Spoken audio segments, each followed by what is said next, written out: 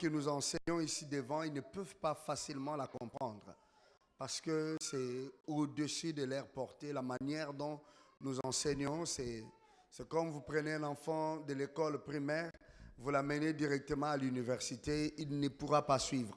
Même s'il comprend la langue, mais il ne pourra pas retenir parce qu'il y a une méthodologie pour enseigner les enfants. Le même évangile que nous avons ici, que nous vous enseignons, nous devons utiliser une autre méthode pour enseigner les enfants. Amen. Gloire au Seigneur. Vous allez voir les enfants à la maison, ils changent, ils prient, ils savent beaucoup de choses. Ils peuvent même corriger. Je me souviens quand on regardait les films bibliques à la maison, Nathalie corrigeait les films. Elle disait, mais non, mais dans la Bible, on n'a pas dit ça. Elle était encore une petite fille. Mais elle corrigeait. Elle disait, mais non, mais ce n'est pas ça dans la Bible. Parce qu'on l'a appris à l'école du dimanche comment les choses s'étaient passées. Amen. Donc vous ferez bien, après les cultes, de voir Angélique ou Christelle et de savoir comment vous allez leur remettre votre contribution, si vous le voulez bien, avec joie. Alléluia. Nous bénissons le Seigneur pour tous nos pasteurs qui sont là. Pasteur Chris, que le Seigneur te bénisse. Amen. Pasteur Blémy et madame, que Dieu vous bénisse. Amen. Pasteur Didier, que le Seigneur vous bénisse. Pasteur Tracy, que le Seigneur te fasse du bien. Alléluia. Papa Félix n'est pas là, il s'est déplacé un peu. Demain, il sera de retour, n'est-ce pas?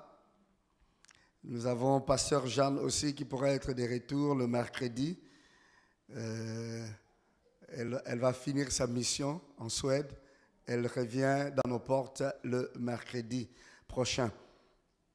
Gloire au Seigneur.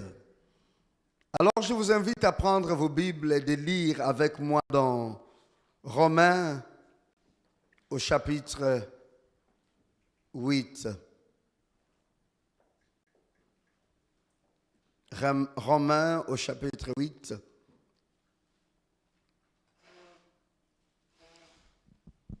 Nous lisons à partir du verset 1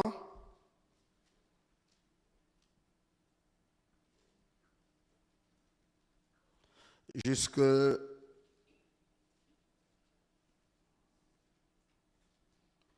verset 9.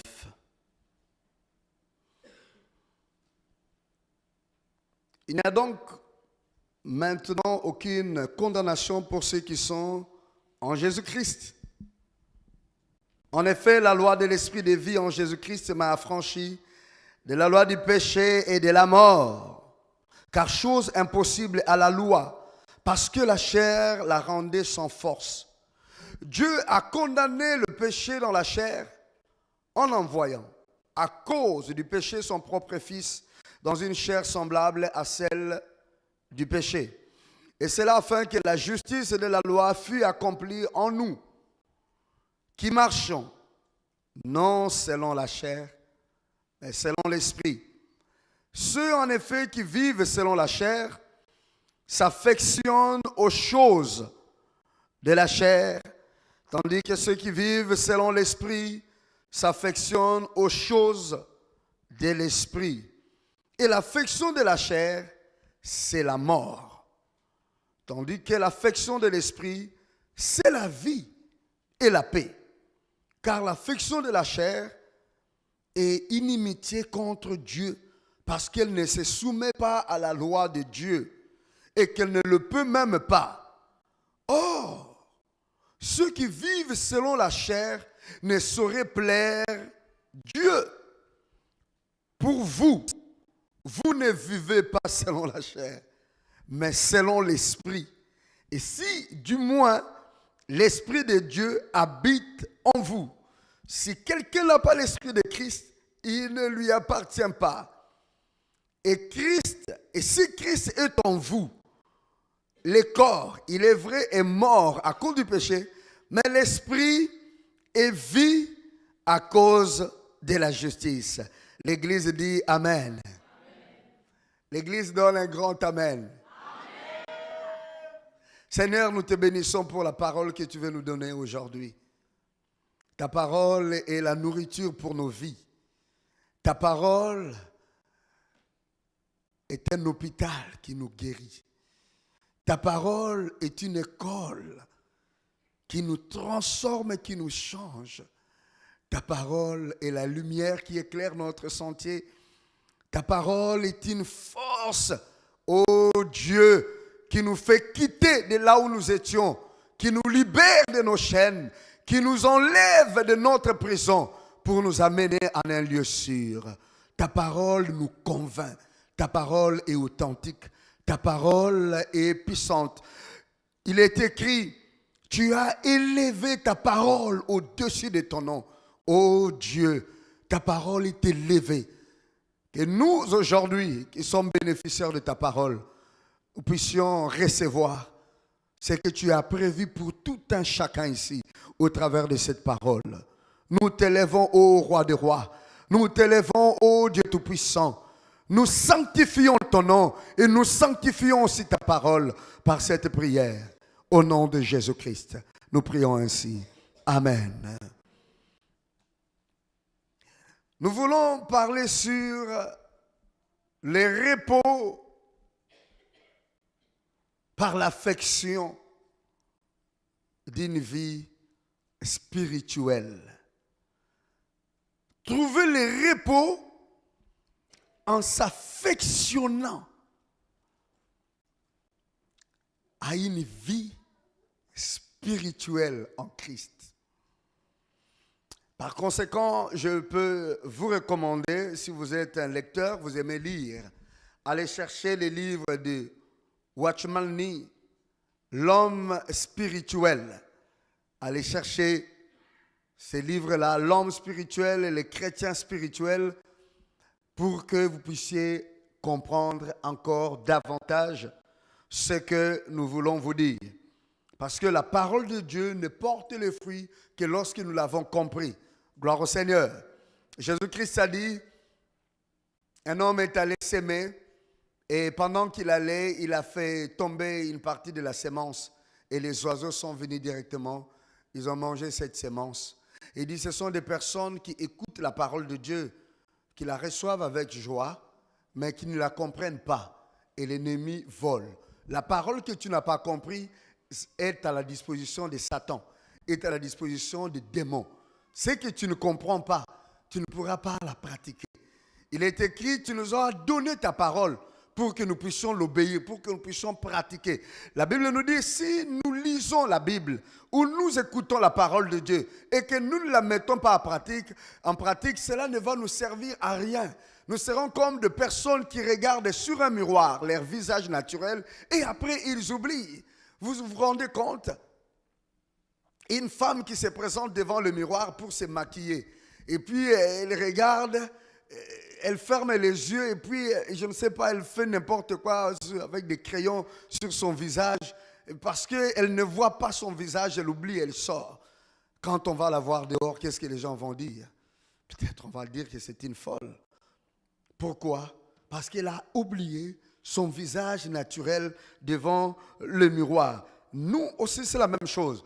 Quand nous lisons la parole ou nous écoutons la parole et que nous ne la mettons pas en pratique, elle ne peut rien nous servir. Voilà pourquoi je vous dis, écoutons, et si vous avez la possibilité, alléluia, procurez-vous ces livres-là, ça va vous aider. Écoutez la parole. Même une prédication que vous attendez aujourd'hui, vous pouvez peut-être recevoir 20% de ce que vous avez entendu. Mais si vous les réécoutez encore, vous allez arriver à 30. Vous les écoutez encore. Gloire au Seigneur.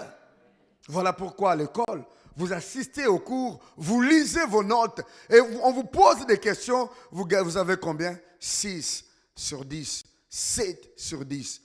Mais tout ce qu'on vous a posé se trouve dans la matière. Ça a été enseigné et ça a été aussi écrit. Peut-être tu l'as lu, mais ta mémoire, ton esprit n'a retenu qu'une partie. C'est la même chose de la parole. des petites portions de la parole que tu comprends peuvent changer et transformer ta vie. Nous sommes dans l'année du repos. Nous parlons du repos, nous parlons des différentes dimensions qui peuvent nous permettre de recevoir un repos durable. Pasteur Liliose nous a parlé mardi, il a dit les repos qui viennent suite à l'obéissance de la parole du Seigneur. Alléluia. Et c'était merveilleux, donc je vous invite encore à aller voir cela. Gloire à Dieu. Et vendredi, nous avons vu les repos qui nous est donné parce que nous avons vu ce qui va venir. Gloire au Seigneur. Cela nous calme. Cela nous permet d'être en repos, d'être dans la paix, quel que soit ce que nous sommes en train de traverser. Parce que nous savons l'issue de notre vie. L'issue de cette affaire, c'est quoi? C'est la gloire du Seigneur. Gloire à Dieu. Alléluia. Gloire au Seigneur. Et aujourd'hui, nous voyons le repos par l'affection d'une vie spirituelle. La vie que nous menons, nous pouvons la mener comme des chrétiens charnels, tout comme des chrétiens spirituels. C'est un choix. Vous pouvez choisir d'être superficiel, tout comme vous pouvez choisir d'être profond, d'aller profondément dans votre recherche de la vérité, dans votre pratique de la piété. Tout comme vous pouvez ni être charnel, ni être spirituel. En ce moment-là, la Bible nous dit, vous êtes l'homme naturel ou encore l'homme animal. C'est ce que Paul dit lorsqu'il a écrit aux Corinthiens. Il a dit, le chrétien charnel, il ne comprend pas le principe de la parole. Il dit, moi, lorsque je vous ai écrit comme des bébés. Les bébés spirituels sont des chrétiens encore charnels. Il dit, vous êtes charnels. Pourquoi? Parce qu'il y a encore parmi vous de la jalousie. Il y a encore des disputes. Parce qu'il y a encore des divisions. Chacun dit, moi je suis de tel, moi je suis de Paul, moi je suis de Céphas, moi je suis d'Apollos. Lequel d'entre les trois là est mort pour vous? Parce que vous êtes charnel, voilà pourquoi vous déclarez appartenir aux personnes au lieu d'appartenir à Christ. La vie charnelle, c'est la vie que la plupart des hommes et des femmes ont choisi de mener étant chrétiens. Et c'est une vie difficile, quand bien même les gens croient que c'est la vie la plus facile, parce qu'on peut tout faire. Mais c'est une vie qui a des répercussions, qui a des conséquences présentement et même dans le futur. C'est une vie où il y a un grand gaspillage de notre énergie, de notre temps. Ça nous servira à quoi? De prier, de passer du temps à l'église et après de nous retrouver un jour en enfer. Pourquoi nous venons à l'église? Qu'est-ce que l'église va faire pour nous? Qu'est-ce que l'église peut contribuer pour notre vie? Pourquoi nous venons? Quelle est la finalité? Est-ce que nous venons à l'église pour remplir nos poches de l'argent? Alors, si vous voulez remplir vraiment votre poche de l'argent, il faut aller en Mbuji-Mayi au Congo et creuser. Vous allez avoir de grosses pierres, de diamants. Et certainement, vous allez remplir votre poche. Parce que les diamants là-bas, il y en a assez. Chez le président Félix Tshisekedi. Allez-y. Vous allez trouver. Vous allez trouver. Est-ce que c'est pour avoir des grands diplômes et être des scientifiques, connaître, être des docteurs, des ignorants? Si vous voulez être docteur et apprendre beaucoup de la science, il y a juste ILB ici à côté. Vous pouvez aller apprendre encore beaucoup plus là-bas. Parce que là, on vous pose des examens à l'église, on ne vous pose pas des interros ni des examens. Et c'est pour que vous soyez guéris de vos maladies. Oh, il y a Saint-Jean à côté. Il y a beaucoup de choses qui se passent là et des opérations extraordinaires.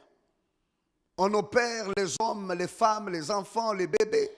Les gens qui ne voyaient plus, on enlève un peu de couches sur leurs yeux et commencent à voir. On peut vous donner des lunettes si vous le voulez, là-bas, pas ici. Qu'est-ce que l'Église peut faire pour nous que le monde ne peut pas faire? Qu'est-ce que nous sommes venus chercher à l'Église? C'est seulement pour le changement de notre caractère. Oui, c'est là, et même plus que cela, c'est pour que nous nous préparons à aller au ciel. C'est pour le ciel. Le ciel se prépare. Vous savez, là où vous allez passer toute votre éternité, vous vous préparez comment pour y aller? C'est là où vous allez passer toute votre éternité. J'ai rencontré un groupe de réfugiés politiques à l'aéroport, quelque part, avec les agents des HCR. Ils étaient en escale ici à Bruxelles. Et là, on était... quelques enfants, là, ils sont venus de la Tanzanie et de l'Ouganda. Ils étaient là. Quand je les ai entendus parler Swahili, je me suis approché d'eux pour le saluer. Et ils m'ont dit, est-ce que nous sommes déjà en Amérique ici? C'est ça l'Amérique? J'ai dit, non, non, ce n'est pas l'Amérique. Et puis, leur enseignant commençait à leur parler comment il faut se tenir, comment il faut être en Amérique. On leur apprend, ouais, voilà ce qu'on vous avait dit là-bas. On commence à leur enseigner des choses pour aller simplement habiter dans un pays simple, qui est construit avec l'intelligence humaine. Il y a des choses simples. On apprend aux gens, on leur enseigne. Et même vous-même ici, quand vous arrivez ici, la commune vous demande d'aller dans l'école de l'intégration. On veut vous apprendre des valeurs du pays. On veut vous apprendre les lois du pays. On veut vous apprendre les manières du pays. On veut vous apprendre la culture du pays. Est-ce que vous connaissez la culture du ciel? Quand vous allez entrer au ciel, vous allez entrer avec quelle parole? L'Église, c'est le lieu où les hommes et les femmes se préparent pour aller dans leur éternité. Pour votre information, le purgatoire n'existe pas. Dans ma Bible, il n'y a pas un lieu de transit. La Bible me dit, après la mort, vient le jugement. Donc quand vous mourrez, nous tous nous allons quelque part. Il y a deux endroits différents. Il y a ce qu'on appelle les saints d'Abraham. C'est un lieu de repos. Où on attend quoi? On attend les derniers sons de la trompette. Ceux qui sont convertis, ceux qui ont cru en Jésus. Ils vont dans cet endroit-là qu'on appelle le saint d'Abraham ou encore appelé les paradis. Donc un lieu de repos, un lieu d'attente. C'est bien éclairé, il ne fait pas froid, il ne fait pas chaud. Les gens sont là simplement en train d'attendre jusqu'à ce que le son de la trompette sonnera. Alors, ceux qui sont vivants seront transformés et ceux qui étaient morts vont porter le corps de gloire. Ils seront transformés, ceux qui sont vivants en portant le corps de gloire. Parce que le ciel, vous savez, quand les gens vont dans l'espace, ils portent une combinaison quelconque. Parce que c'est une autre loi là. Et nous, le ciel est beaucoup plus loin que l'espace. Le ciel est matériel, bien aimé. Ce n'est pas seulement spirituel. Le ciel est matériel. Le ciel est réel. Donc le fait que nous ne le voyons pas, ce n'est pas simplement dans un domaine spirituel. Parce que nous allons porter des corps de gloire. Le corps que nous allons porter, c'est le corps que Christ a porté après sa résurrection. Donc quand Christ est ressuscité d'entre les morts, il n'était pas un esprit. Quand même il traversait le mur, il a dit non, je ne suis pas un esprit.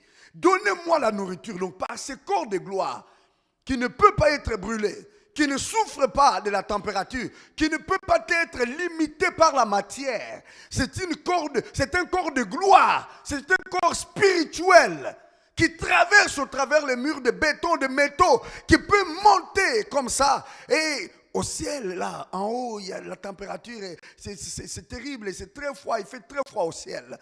Quand vous montez dans l'altitude, vous allez très loin. Il y a des moins 100 degrés au-dessus. Et quand vous dépassez, vous rencontrez maintenant le soleil. C'est une autre chaleur pour aller à la destination où les télescopes des hommes, la NASA n'a pas encore vu le ciel. Quand il essaie de percer, leur machine ne parvient pas à voir. Cela ne veut pas dire que ça n'existe pas. Cela ne veut pas dire que c'est invisible. Oui, c'est invisible aujourd'hui, mais c'est visible pour ceux qui y parviennent. Christ n'est allé pas comme un esprit. Il est allé avec ce corps, mais le corps de gloire. Alléluia. Et nous y vivrons toute l'éternité. Toute l'éternité. Toute l'éternité pour toujours. Il y a un prédicateur américain qui commençait qui a voulu convaincre les Américains pour leur montrer l'évidence de l'existence du ciel. Il a essayé de donner des distances là où peut se trouver le ciel de Dieu, où les âmes montent. Les autres appellent notre esprit, notre corps, le corps éther. Pour ceux qui sont dans les sciences occultes, parce qu'il y a les gaz éthers qui montent toujours. Et notre vie, notre âme, après, ça monte, ça monte, ça monte. Mais dans la montée, ceux qui ont cru en Jésus-Christ, nous avons une identité différente, dont nous sommes sans tache, à cause du sang de Jésus qui nous a lavés. Nous montons et nous allons directement dans le lieu du repos qu'on appelle le paradis. Mais ceux qui n'ont pas cru en Jésus, à Jésus, ceux qui n'ont pas donné leur vie à Jésus-Christ, qu'est-ce qui leur arrive? Ils sont lourds. Et aussi, ils montent. Mais ils s'arrêtent quelque part, dans un lieu qu'on appelle Sheol, ou encore Guéhenne, ou encore l'enfer. Tout cela est différent de ce qu'on appelle la finalité, les temps de feu. C'est un lieu de tourment en attendant qu'il puisse être bien dissous dans ce qu'on appelle les temps de feu, qui n'est que la séparation avec Dieu. Et le chrétien, tous ceux qui ont cru au Seigneur, ils sont au paradis en attendant quoi? En attendant d'aller à la nouvelle Jérusalem, qui est une cité que le Seigneur Jésus est occupé. Il est occupé en ce moment avec des myriades d'anges en train de faire quoi? En train de construire cette cité. Elle n'est pas encore achevée. Il a dit à ses disciples, je vais préparer pour vous une place. Il a dit, si cela n'était pas, je n'allais pas vous le dire. Il y a beaucoup de places dans la maison de mon Père. Il y a beaucoup de places et je vais préparer pour vous. Et Maman Domitila nous a montré dans son témoignage que nos œuvres, tout ce que nous pratiquons sur terre, c'est du matériel pour notre construction céleste. Gloire à Dieu. La Bible même nous dit que l'œuvre de tout un chacun, quelle œuvre? Pas seulement de la terre, mais l'œuvre du ciel sera éprouvée par le feu. Dans les derniers jours, l'œuvre de tout un chacun sera comment? Éprouvée par le feu. Le feu éprouvera toute œuvre. Et l'œuvre qui sera brûlée par le feu, la personne sera sauvée, mais il sera sauvé sans récompense. Mais l'œuvre qui va résister au feu, ça sera sans récompense. Il y a des œuvres en paille, en bois, en briques, en or, en diamant, en fer. Mais tout ce qui ne résiste pas au feu sera brûlé par le feu, détruit par le feu. Alors, S'affectionner aux choses spirituelles, qu'est-ce que cela est réellement? Comme nous l'avons lu, l'apôtre Paul a écrit, l'affection de la chair, c'est la mort.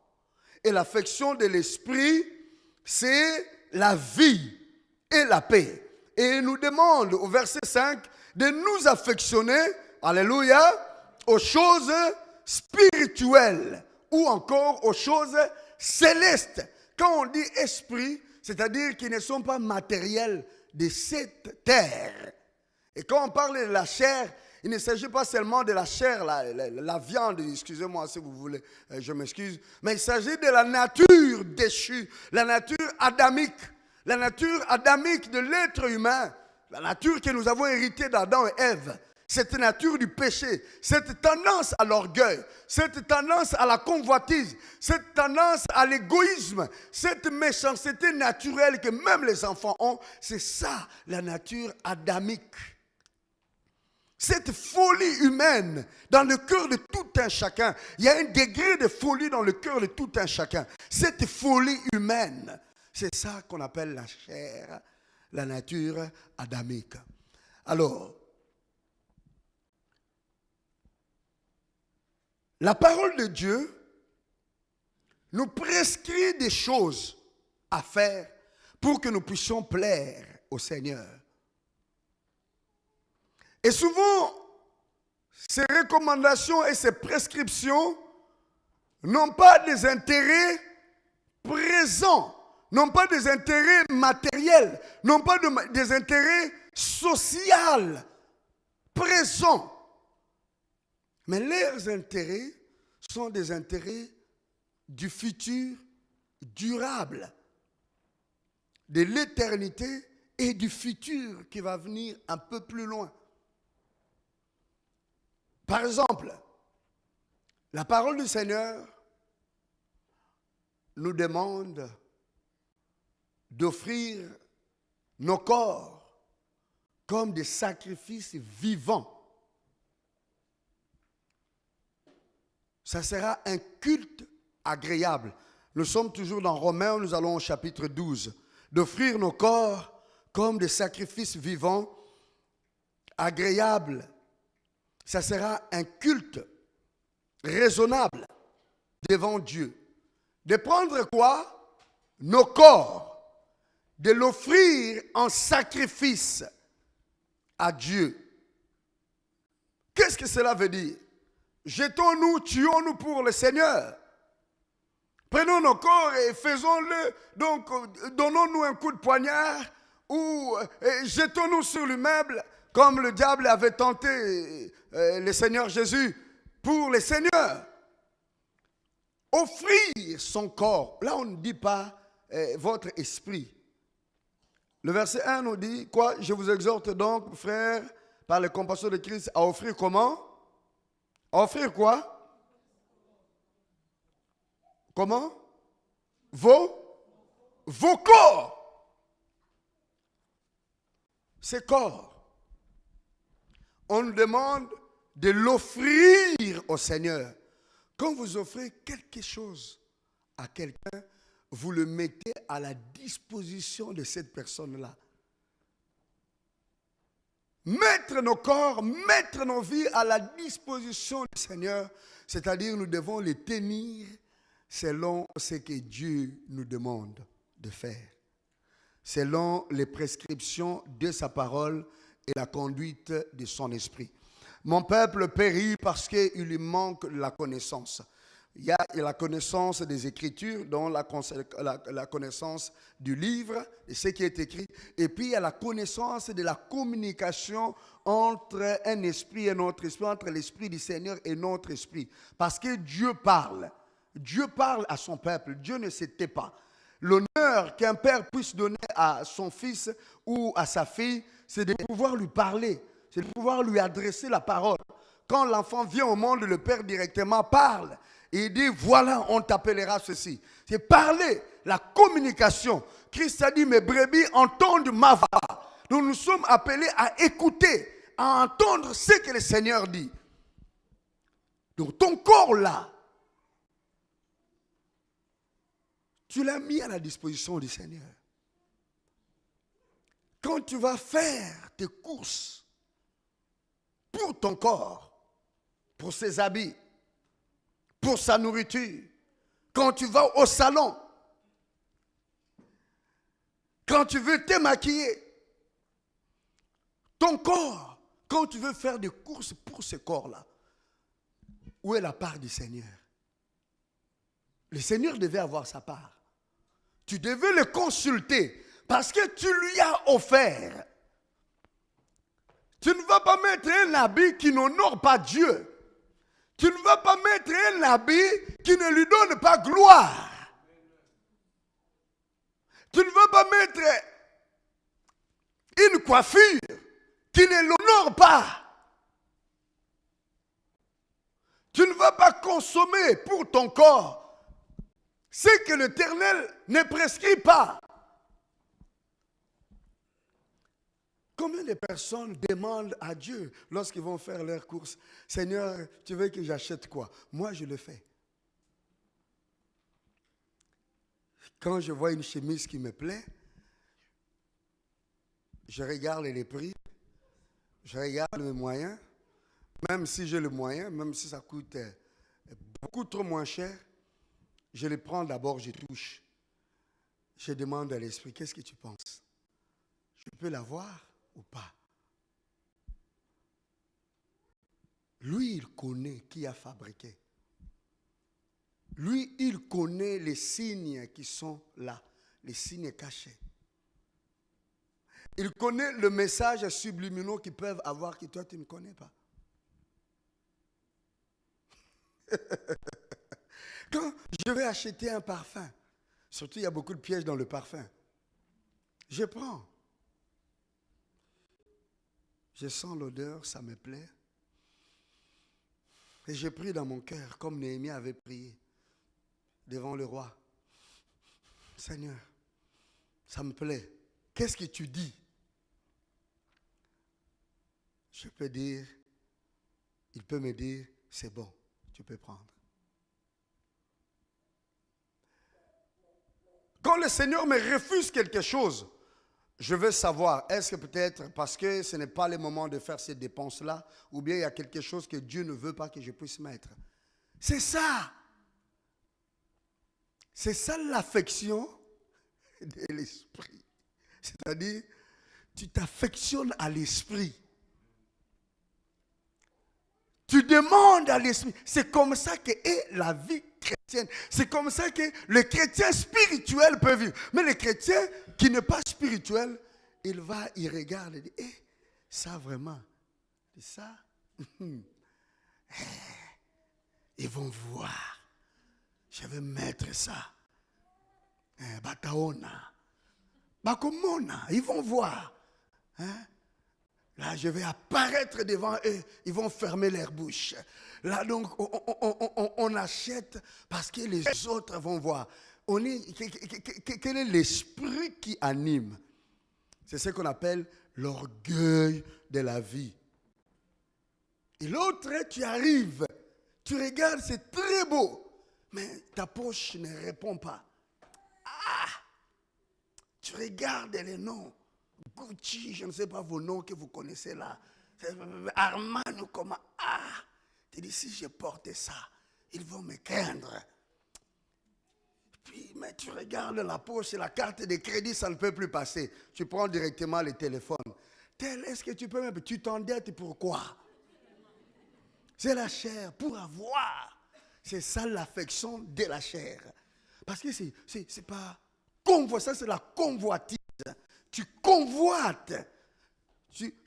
Dans la vie, tout ce que nous désirons ne sont pas nos besoins. Dans ce que nous désirons, il y a des besoins. Donc, besoin, c'est de ce qui est utile, ce qui est nécessaire. Réellement, je ne dois pas le manquer. Et puis, il y a des convoitises. Ce que je désire, mais qui n'est pas nécessaire, qui n'est pas un besoin. Je le désire seulement pour que je puisse nourrir un sentiment de bien-être provenant de ce que je porte. Je mets la valeur de ma vie sur ce que je porte. Il y a des gens qui se valorisent par rapport à leurs habits, le prix de leurs habits. Donc, ils sont dans leur religion, la religion qu'on appelle la sape. Et ils prennent des choses griffées, des choses chères, des choses que vous ne connaissez pas, de grands couturiers. C'est leur religion. Il y a ceux qui se valorisent avec des bijoux qui sont faits par des grands bijoutiers, des bijoux récents. Ils trouvent leur valeur. Et moi, je ne porte pas n'importe quoi. Ne joue pas avec moi. On ne joue pas avec toi parce que tu ne portes pas n'importe quoi. Nous ne trouvons pas, j'aime souvent le dire, ce n'est pas les choses qui nous donnent la valeur, mais c'est nous qui donnons la valeur aux choses. Parce que ces choses, quand on les fabrique, le couturier, qu'est-ce qu'il fait? Il va chercher un de ses grands, Serena Williams, il dit, viens mettre ça. Il va chercher qui? Dion, Céline Dion. Il dit, Céline Dion, viens, mais Dion donne la valeur à la chose. Parce qu'on a vu Dion, ou bien je ne sais pas qui, il donne la valeur. Il y a des gens qui donnent de la valeur et nous faisons partie de ça, les chrétiens. Nous, les chrétiens, nous devons donner la valeur aux choses. Nous n'allons pas laisser le monde donner la valeur. Nous devons savoir apprécier les choses, pas parce que le monde l'apprécie, parce que l'esprit l'apprécie. L'homme spirituel apprécie ce que Dieu apprécie, ce que l'esprit apprécie. Ce que l'esprit recommande. Le chrétien charnel se donne. Sa valeur d'appréciation ne dépend pas de l'esprit, mais dépend du monde. Ce que le monde apprécie, c'est ce que lui apprécie. Ce que le monde acclame, c'est ce que lui acclame. L'affection de l'esprit.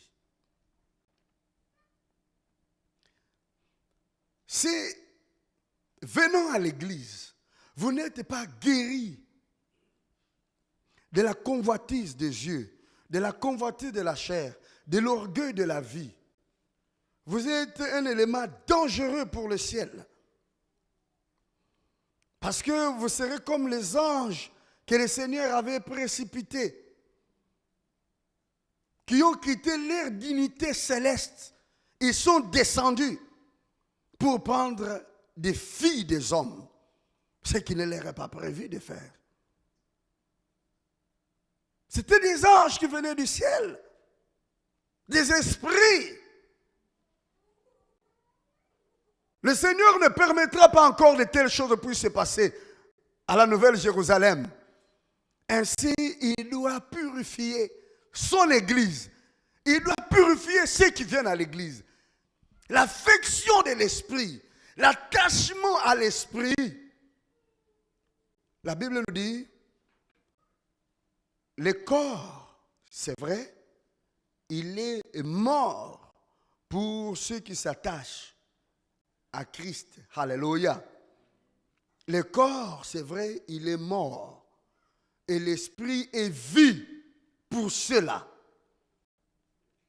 Donc quand nous commençons à nous affectionner à l'esprit, quand nous commençons à nous affectionner à l'esprit, aux choses spirituelles, nous sommes en train de faire quoi? De crucifier la chair. Quand nous privons à la chair son commandement, sa dictée ou sa dictature, ce qui nous impose, nous lui refusons aujourd'hui, nous lui refusons demain, nous lui refusons après. Nous sommes en train de le crucifier et nous sommes en train de nous attacher au Seigneur. Et notre cœur, notre mentalité, notre esprit commence à avoir l'attitude ou l'habitude des hommes et des femmes du ciel. Si sur terre, là où il y a la tentation, nous parvenons à résister à la tentation, le Seigneur dit, vous avez combattu le bon combat. Vous êtes digne d'entrer dans le royaume de votre Père. Parce que le ciel, c'est pour les vainqueurs. Le ciel, c'est pour qui? C'est pour les vainqueurs, c'est pour ceux qui se battent. Donc vous devez vous battre comment? En vous affectionnant. Affectionner veut dire aimer. Apprenez à apprécier. Des fois, nous rejetons des choses parce que nous sommes entourés de mauvais témoins qui rejettent. Mais nous n'avons même pas goûté. Affectionnons-nous aux choses spirituelles. Gloire au Seigneur. Alléluia. L'affection de l'esprit, ou bien l'affection des choses spirituelles, nous permet d'avoir un repos. Beaucoup de gens n'ont pas de repos pendant des saisons, pendant l'été, pendant l'hiver. Pourquoi? Parce qu'ils doivent être à la page. Et regarde, ça, c'est sorti. Ah, en tout cas, je dois avoir. La Bible nous dit, pourquoi est-ce qu'il y a des querelles parmi vous? Parce que vous convoitez, à cause de vos convoitises. Voilà pourquoi il y a des disputes et des querelles. C'est à cause de vos convoitises. Vous convoitez et vous n'avez pas. Vous n'obtenez pas.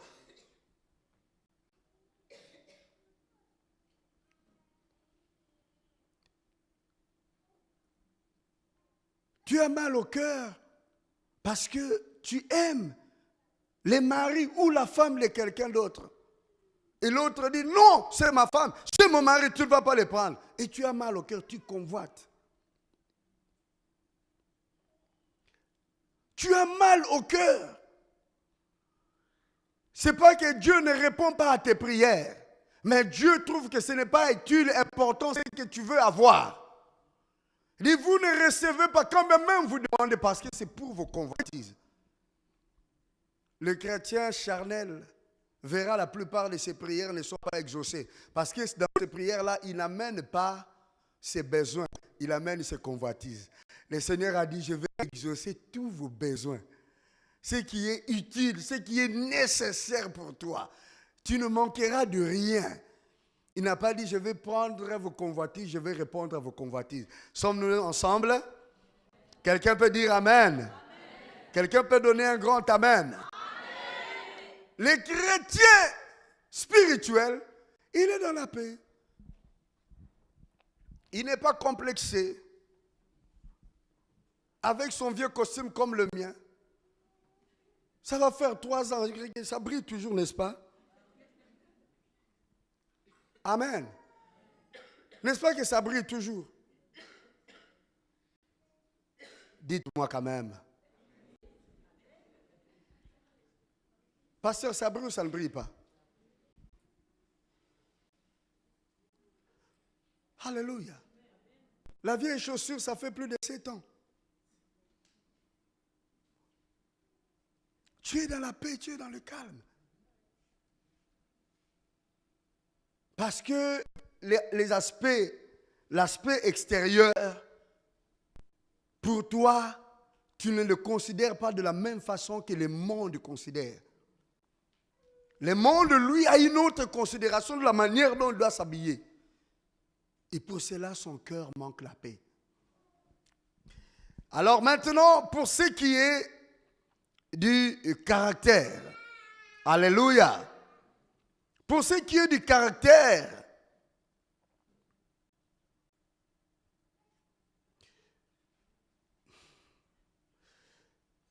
nous sommes toujours dans Romains 12.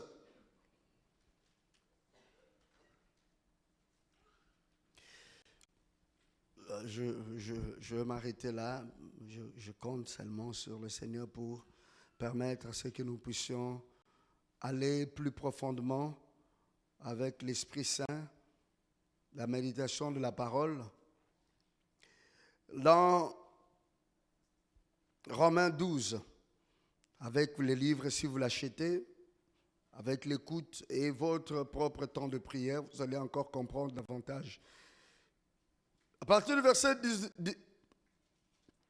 16, la Bible nous dit, ayez le même sentiment les uns envers les autres. Alléluia. Ayez le même sentiment les uns envers les autres. Quel sentiment? Toi, tu veux que les gens puissent avoir quel sentiment pour toi? Tu veux que les gens puissent avoir quel sentiment devant toi? Qu'est-ce que tu veux que les gens puissent avoir comme sentiment devant toi? Tu veux quoi?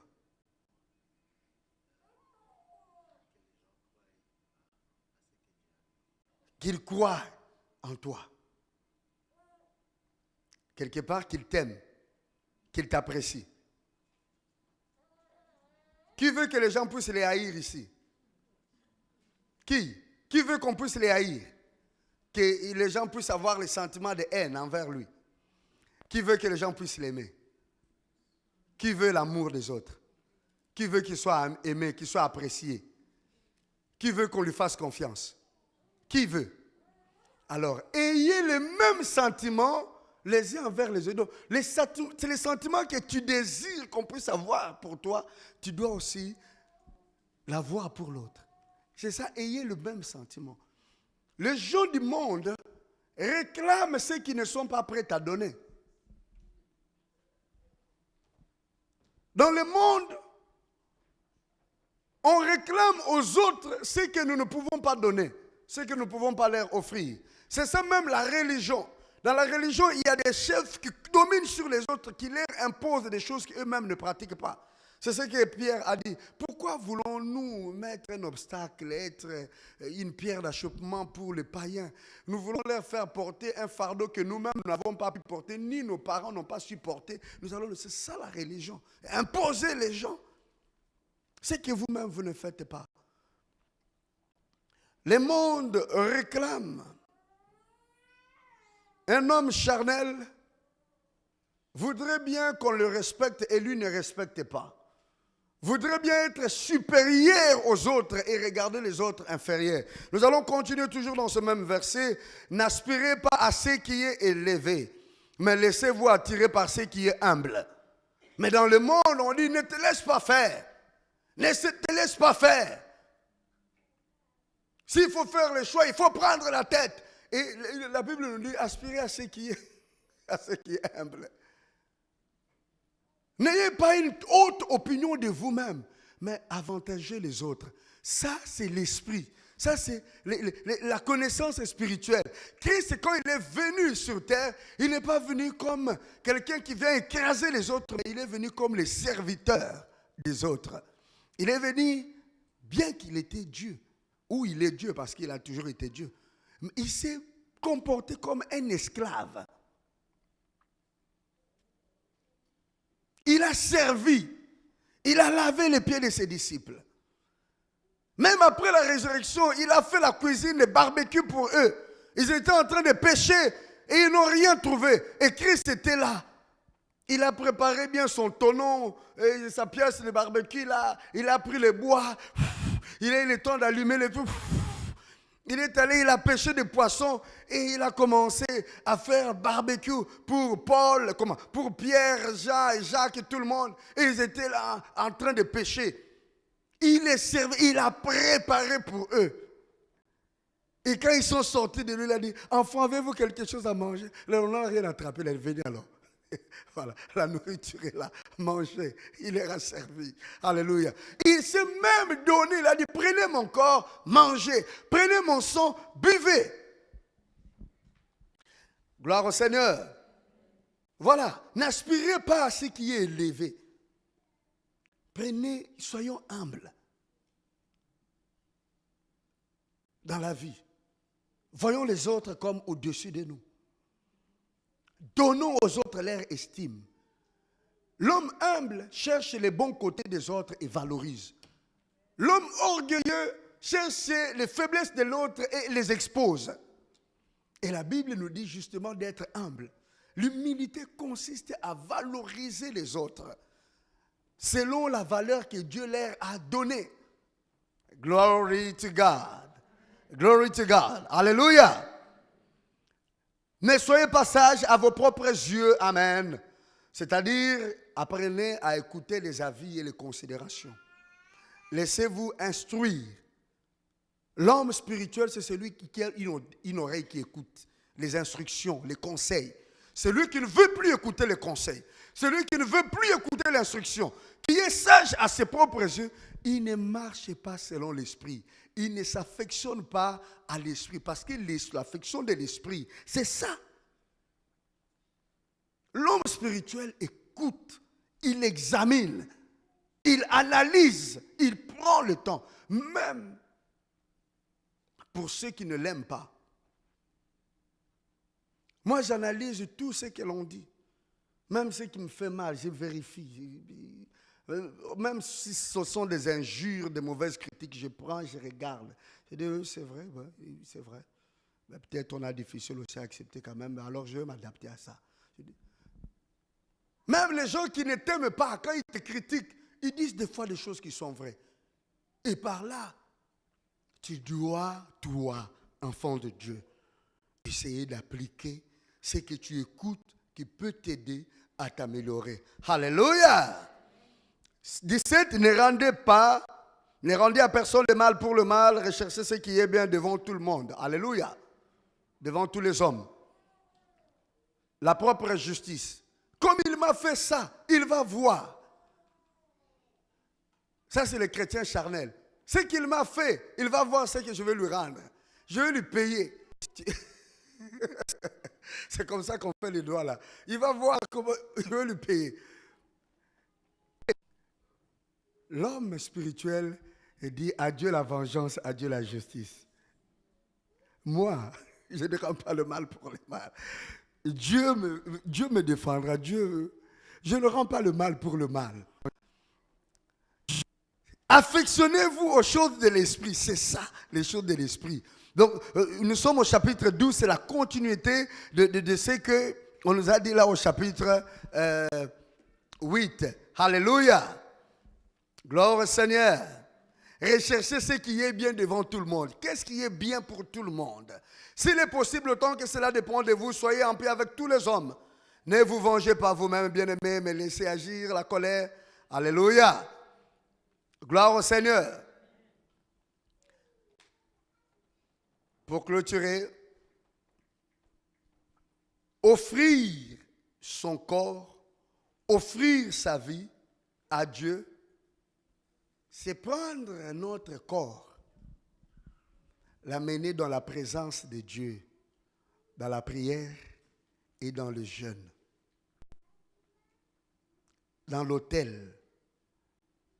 Il n'y a pas que les habits, la nourriture, le conditionnement de notre vie, de notre temps, dans nos distractions, dans les endroits ou dans les amitiés, mais il s'agit aussi de prendre notre vie, de prendre notre corps et d'aller devant l'autel de Dieu dans la prière, dans le jeûne. Parce que l'Esprit nous demande de jeûner et de prier. Apprenons à jeûner et à prier. Pas 10 minutes, pas 30 minutes. Christ a dit 1 heure. Vous n'avez pas pu. Oh, moi je vais aller plus loin. La Bible nous dit quoi? Tu donneras à l'Éternel la dîme de tout. Nous devons même lui donner la dîme de notre temps. Dans 24 heures, nous devons prendre la dîme de 24 heures. Qui est 2 heures 24 minutes. Nous prenons ces 2 heures, nous mettons devant Dieu. Alléluia. Dans la prière. C'est à ce moment-là que nous nous affectionnons aux choses de quoi? De l'esprit. Aux choses spirituelles. La gestion de mon argent. Je gère mon argent comment? Qu'est-ce que Dieu dit? C'est que je dois faire de mon argent. S'affectionner aux choses spirituelles, même mon argent, doit suivre la parole de Dieu. C'est que Dieu me demande de faire avec cet argent. Gloire au Seigneur. La gestion de mes relations. Dieu me demande d'avoir certains amis. Et il dit, voici, tel sera ton ami. Il dit, dans 2 Corinthiens, au chapitre 6, je vais vous donner les versets. Ne vous mettez pas avec les infidèles sous un joug étranger.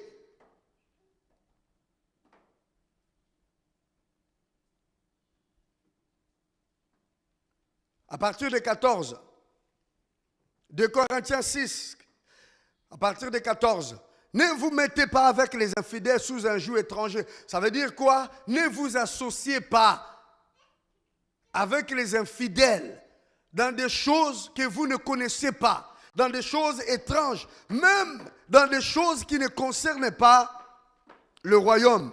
Car quel rapport y a-t-il entre la justice et l'iniquité? Ou qu'y a-t-il de commun entre la lumière et les ténèbres? Quel accord y a-t-il entre Christ et Bélial? Ou quelle part a le fidèle avec l'infidèle?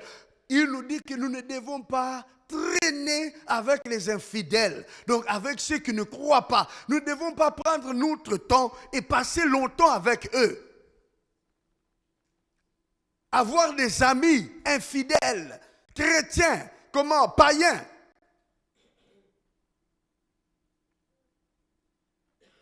Et si nous voulons nous marier à eux, la Bible dit non.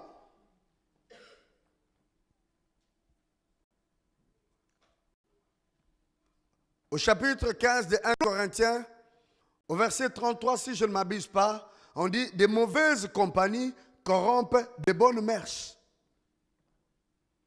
Donc quand tu as des mauvais amis, ils vont te corrompre. Marche avec les voleurs, tu vas voler. Marche avec les sages, tu vas devenir sage. Marche avec les violents, tu deviendras violent.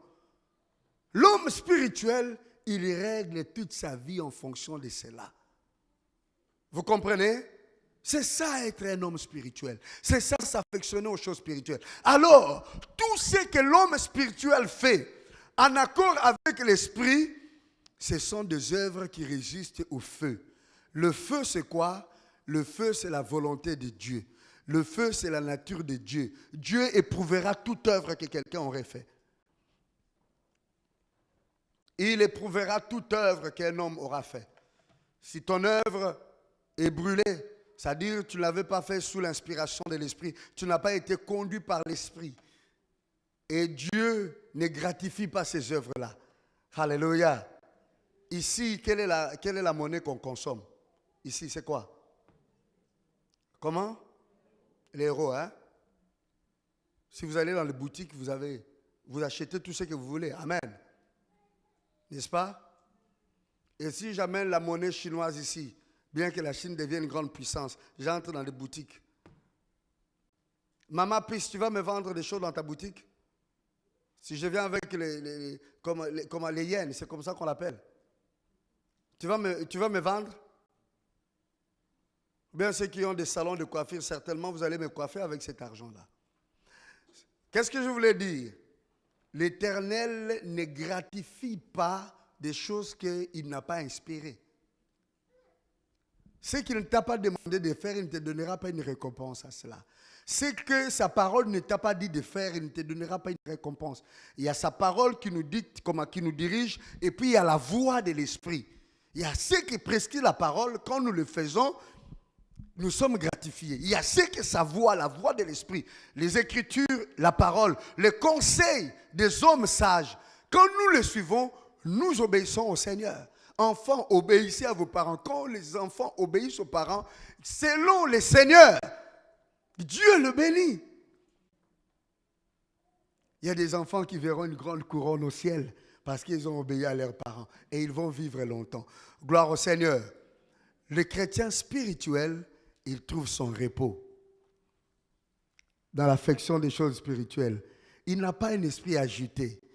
Il n'a pas un esprit qui souffre. Son esprit est dans le calme, car il sait qu'il a un maître, il a un directeur, il a un superviseur.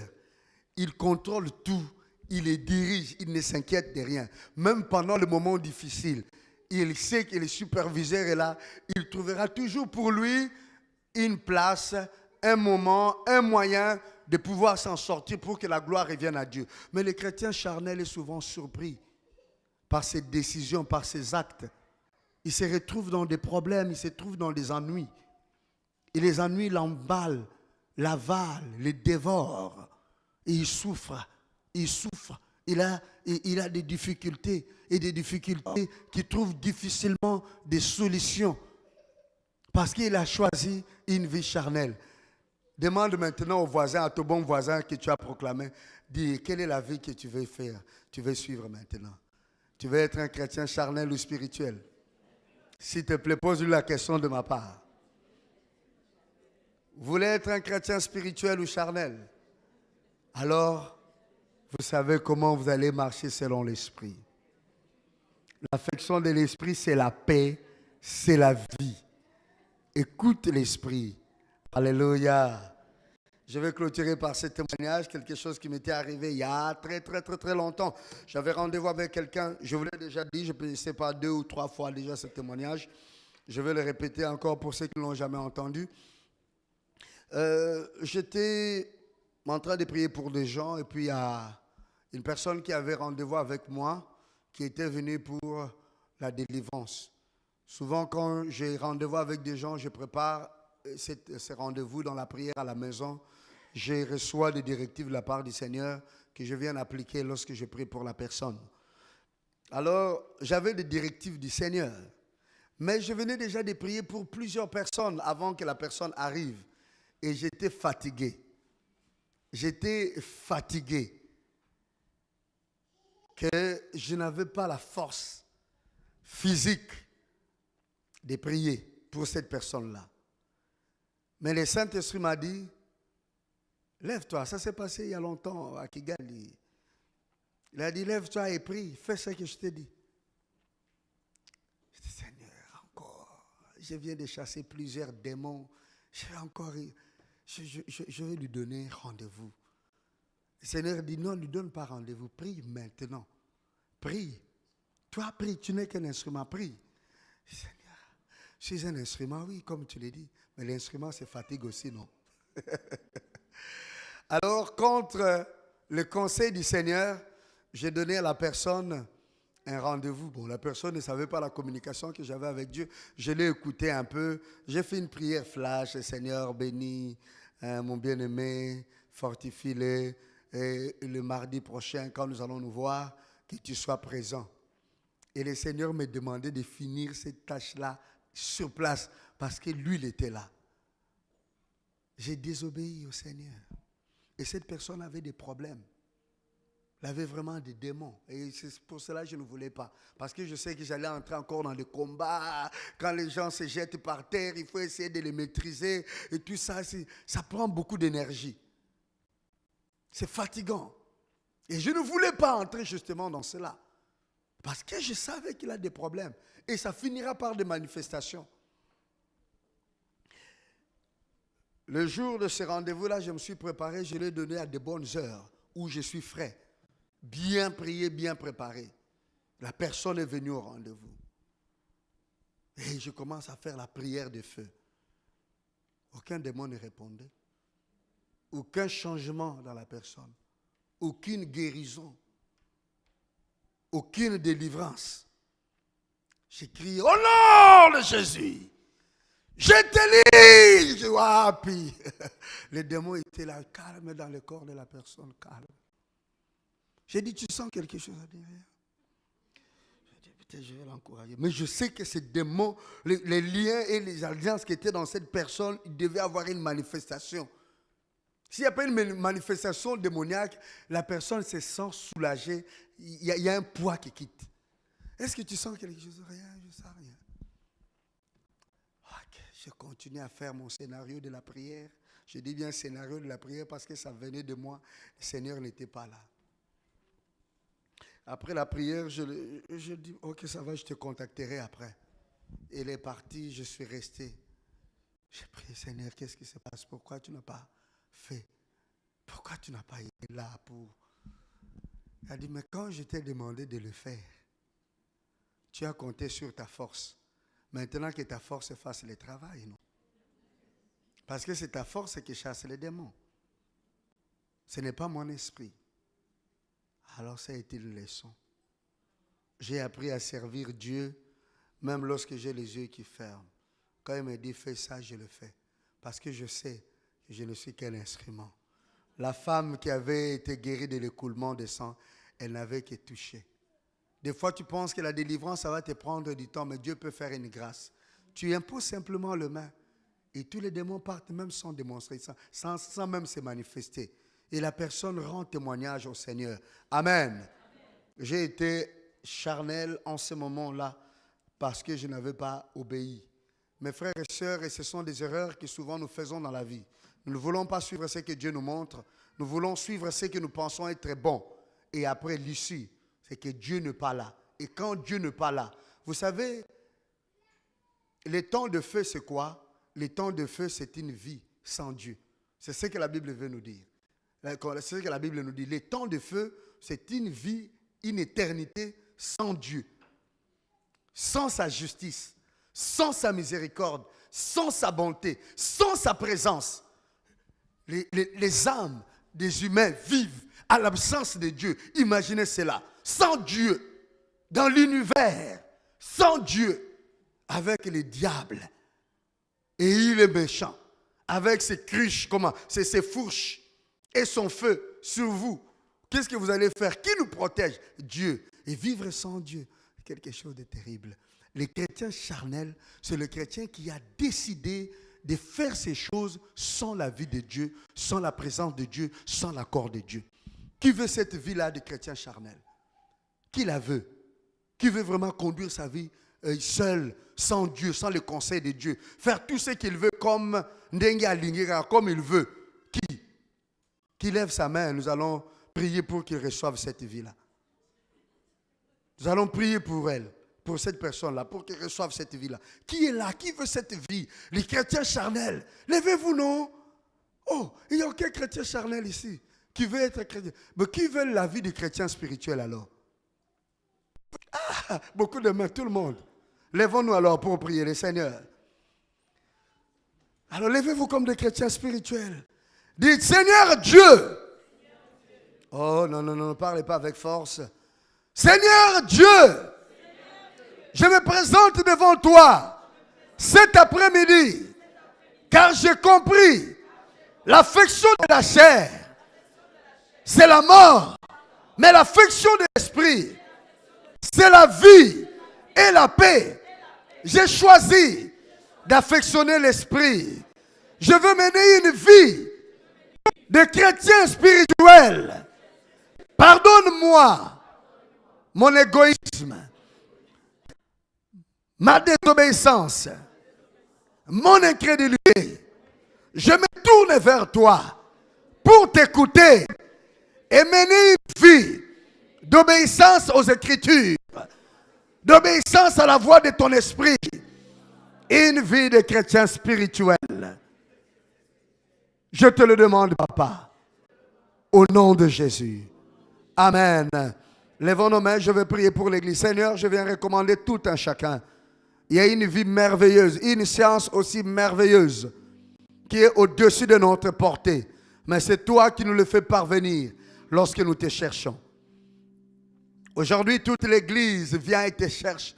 Il a fait un choix d'être chrétien spirituel. Je prie que tu écoutes leurs prières. Oh, Alpha Oméga, toi qui écoutes les prières, toi qui attends les prières, voilà pourquoi les hommes viendront à toi. Écoute leurs prières. Écoute les sons de leur voix. Pardonne les actes de désobéissance. Enlève les conséquences des désobéissances passées.